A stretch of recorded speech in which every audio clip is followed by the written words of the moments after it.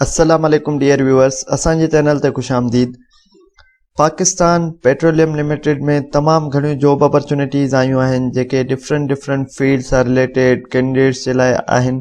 इन में जेको आहे एक्सपीरियंस जी रिक्वायरमेंट आहे, फ्रेश ग्रेजुएट इन में अप्लाई करे सघनि। अचो त ॾिसूं था इन में जॉब रिक्वायरमेंट्स छा आहिनि ऐं एलिजिबिलिटी क्राइटेरिया छा आहे ऐं कहिड़ियूं कहिड़ियूं जॉब्स आहिनि। त ही मल्टीपल जॉब्स आहिनि जंहिंमें इंजीनियरिंग फील्ड आहे, जंहिंमें HR एडमिन अकाउंटेंसी जी फील्ड आहे। जीअं ही तव्हां ॾिसी रहिया आहियो डिसिप्लिन इंजीनियरिंग, इन में पेट्रोलियम इंजीनियरिंग आहे, मैकेनिकल, इलेक्ट्रिकल, केमिकल ऐं सिविल इंजीनियरिंग जी जॉब्स आहिनि।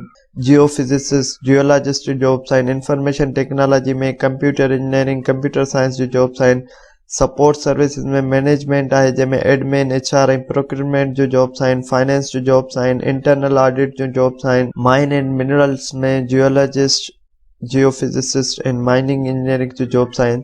ही तमामु घणी जॉब अपॉर्चुनिटीज़ आहिनि जंहिंजी क्वालिफिकेशन जेको आहे फील्ड सां रिलेटेड हुजे। जीअं इंजीनियरिंग आहे त उन में BE, BSc, MS वग़ैरह रिक्वायर्ड आहे। ईअं ई फाइनेंस ऐं मैनेजमेंट में MBA, BSc, BS, BBR equivalent जी जॉब आहिनि।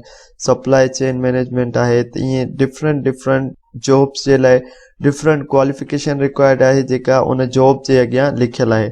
हाणे ॾिसूं था इन जो एलिजिबिलिटी क्राइटेरिया छा आहे। इन जो एलिजिबिलिटी क्राइटेरिया जेको आहे इन में पाकिस्तानी लोकल ऐं इंटरनेशनल स्टूडेंट्स भी अप्लाई करे सघनि था। हिन जो फर्स्ट डिवीजन हुजे इन एकेडमिक कैरियर मैट्रिकुलेशन खां वठी जेको बि आहे इन थ्रू आउट दे तव्हांजी एकेडमिक जर्नी फर्स्ट डिवीजन में हुजे। 1 जुलाई 2022 खां पोइ जी तव्हांजी ग्रेजुएशन हुजे बाय मई 2024।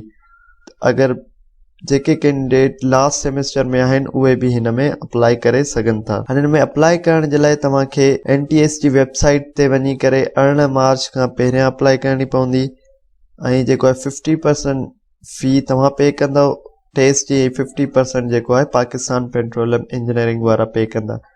रजिस्ट्रेशन जे लाइ तव्हांखे www.nts.org.pk ते वञी ऑनलाइन अप्लाई करणो पवंदो। इंफॉर्मेशन ऐं जेको एप्लीकेशन जो प्रोसीजर आहे उहो PPL वारनि जी वेबसाइट ते, जंहिंजो URL आहे www.ppl.com/pk ते वञी ही कंटेंट में वञी तव्हां ॾिसी सघो था। उमेद था कयूं त तव्हांखे इंफॉर्मेशन मिली वई हूंदी। पाकिस्तान पेट्रोलियम इंजीनियरिंग में जॉब अपॉर्चुनिटीज़ आयूं आहिनि। मज़ीद इन इंफॉर्मेटिव वीडियोज़ जे लाइ असांजे चैनल खे लाइक कयो, सब्सक्राइब कयो त जीअं असांजी ईंदड़ हर नई वीडियो मां थी पहुची सघे। अल्लाह हाफ़िज़।